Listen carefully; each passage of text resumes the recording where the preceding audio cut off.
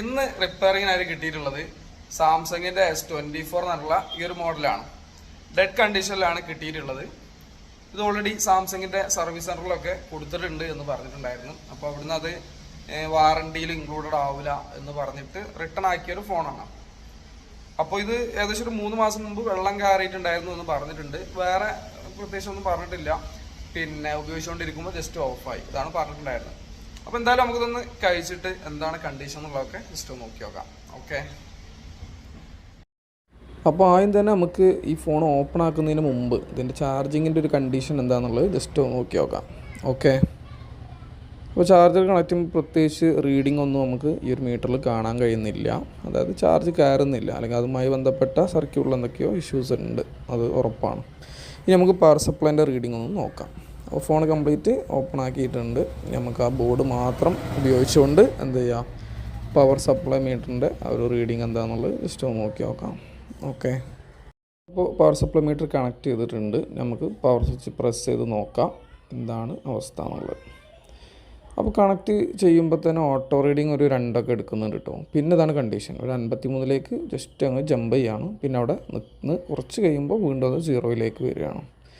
ഇപ്പോൾ ഞാൻ പവർ സ്വിച്ചിൽ നിന്ന് കൈയൊക്കെ എടുത്തിട്ടുണ്ട്. കുറച്ച് നേരം കാണിക്കും, പിന്നീട് 0. അപ്പോൾ ഇതാണ് ഇതിൻ്റെ ഒരു കണ്ടീഷൻ. അപ്പോൾ നമുക്കിനി എന്താണ് പ്രശ്നം എന്നുള്ളത് ഒന്ന് കംപ്ലീറ്റ്ലി ഒന്ന് ചെക്ക് ചെയ്യാം.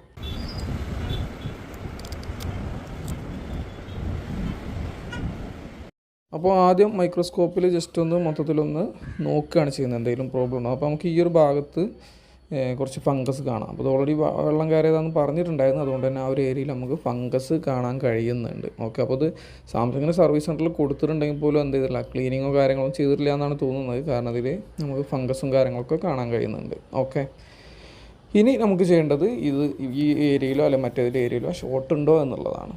ഓക്കെ,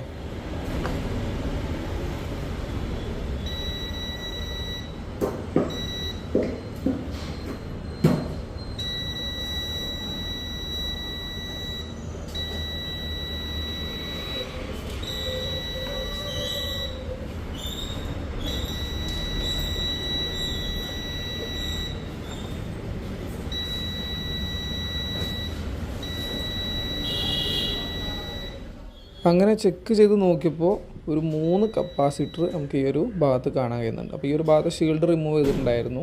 ഇത് നെറ്റ്വർക്ക് സെക്ഷനാണ് വരുന്നത്. അപ്പോൾ ഇവിടെ നോക്കുമ്പോൾ ഒരു 3 കപ്പാസിറ്ററുകളിൽ ഷോർട്ട് കാണിച്ചിട്ടുണ്ടായിരുന്നു. അപ്പോൾ നോക്കുമ്പോൾ അത് VPH ലൈനാണ് നമുക്ക് കാണാൻ കഴിഞ്ഞത്. അപ്പോൾ ഇത് സാൻഡ്വിച്ച് ബോർഡ് ആയതുകൊണ്ട് തന്നെ നമ്മളിതിലേക്ക് ഡയറക്റ്റ് വോൾട്ടേജ് ഇഞ്ചെക്റ്റ് ചെയ്തുകൊണ്ടാണ് ഈ ഒരു ഷോർട്ട് ഒഴിവാക്കാൻ കഴിയുമെന്നുള്ളത് നോക്കുന്നത്. അപ്പോൾ അങ്ങനെ ഇഞ്ചെക്റ്റ് ചെയ്താൽ നമുക്ക് ബോർഡ് സെപ്പറേറ്റ് ചെയ്യാതെ തന്നെ മിക്കവാറും ഈ ഒരു ഫോൺ റെഡിയാക്കി എടുക്കാൻ കഴിയുന്നതായിരിക്കും. അപ്പോൾ അത് ഇഞ്ചക്ഷൻ ജസ്റ്റ് ഒന്ന് ചെയ്തിട്ട് ഓൺ ആവില്ല എന്നുള്ളത് നോക്കി നോക്കാം. ഓക്കെ, അങ്ങനെ അതിൻ്റെ വോൾട്ടേജ് ഇഞ്ചക്ഷനാണ് ഇപ്പോൾ നിങ്ങൾ കണ്ടുകൊണ്ടിരിക്കുന്നത്. അപ്പോൾ ഇത് പവർ സപ്ലൈ അല്ല, വേറൊരു മെത്തേഡാണ് യൂസ് ചെയ്തിട്ടുള്ളത്. അപ്പോൾ അങ്ങനെ ചെയ്തെങ്കിലാണ് ഇത് സക്സസ് ആവുള്ളൂ. ഓക്കെ, ഇനി എന്താണ് കണ്ടീഷൻ എന്നുള്ളത് അപ്പോൾ നമ്മൾ തിരിച്ച് അതിലേക്ക് സെറ്റ് ചെയ്തിട്ടുണ്ട്. ഓൺ ആകുന്നുണ്ടോ എന്ന് ജസ്റ്റ് ഒന്ന് നോക്കി നോക്കാം. ഓക്കെ, പിന്നെ ഷോർട്ട് ഉണ്ടായിരുന്നത് ഈ ഒരു കാണുന്ന കപ്പാസിറ്ററിലായിരുന്നു. പക്ഷേ ആ കപ്പാസിറ്ററിൽ ഇപ്പോൾ ഷോർട്ടില്ല, പക്ഷേ ആ ലൈനിൽ എന്തായിട്ടുണ്ട്, ആ ഷോർട്ട് റിമൂവ് ആയിട്ടുണ്ട്. ഓക്കെ, അപ്പോൾ ഇനി പവർ ട്രിഗർ ചെയ്യുകയാണ്. ഓക്കെ, ഫോൺ എന്തായിട്ടുണ്ട്, ഓൺ ആയിട്ടുണ്ട്. ഓക്കെ, അപ്പോൾ ഈ ഒരു ഫോണ് റെഡിയാക്കാൻ കഴിഞ്ഞിട്ടുണ്ട്. എല്ലാ കാര്യങ്ങളും വർക്കിംഗ് ആണ്. പിന്നെ ഇതിൻ്റെ മെയിൻ മെനു കാണിക്കാത്തത്, ഇതിൽ ഓൾറെഡി വാൾപേപ്പർ കസ്റ്റമറുടെയാണ്. അപ്പോൾ അത് കാണണ്ട എന്ന് കരുതിയിട്ടാണ്. അപ്പോൾ എന്തായാലും ഇത് റെഡിയാക്കാൻ കഴിഞ്ഞിട്ടുണ്ട്. അപ്പോൾ ഇതുപോലെ എന്ത് കംപ്ലയിൻസുകൾ ഉണ്ടെങ്കിലും ജസ്റ്റ് ഒന്ന് കോൺടാക്ട് ചെയ്യാം. കോൺടാക്ട് ചെയ്യുന്ന നമ്പർ അവിടെ വീഡിയോയിലും കാണാം, അല്ലെങ്കിൽ ബയോയിലും കാണാം. ഓക്കെ, അപ്പോൾ തന്നെ പേജ് ഫോളോ ചെയ്യാത്തവരാണെങ്കിൽ ജസ്റ്റ് ഒന്ന് ഫോളോ ചെയ്യാം. അപ്പോൾ മറ്റൊരു വീഡിയോയിൽ വീണ്ടും കാണാം. ഓക്കെ.